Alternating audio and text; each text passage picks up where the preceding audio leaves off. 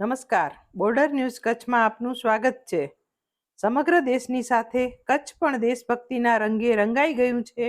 ત્યારે સરહદી લખપત તાલુકાના નાના એવા વિરાણી અને અબડાસાના વાયોર ગામમાં પણ લોકોના દિલોદિમાગ પર દેશભક્તિનો જુસ્સો છલકાઈ રહ્યો છે. રાષ્ટ્રીય સ્વતંત્રતા પર્વની ઉજવણીના ભાગરૂપે હર ઘર તિરંગા ઘર ઘર તિરંગા કાર્યક્રમ અંતર્ગત વિરાણી નાની ગામે તિરંગા રેલીનું આયોજન કરાયું હતું, જે પ્રાથમિક શાળાથી પ્રસ્થાન કરી સમગ્ર ગામમાં ફેરવવામાં આવી હતી, જેમાં શાળાના વિદ્યાર્થીઓ તેમજ સમગ્ર ગ્રામજનો બહોળી સંખ્યામાં ઉપસ્થિત રહી રેલીને સફળ બનાવી હતી, તેમજ સમગ્ર ગામમાં તિરંગાનું વિતરણ કરવામાં આવ્યું હતું.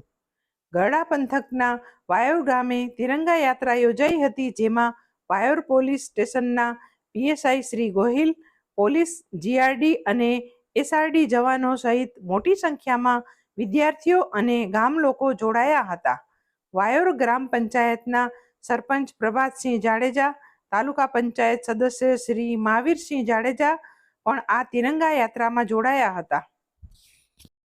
આ વિડીયો લાઈક કરવા અને શેર કરવા વિનંતી છે.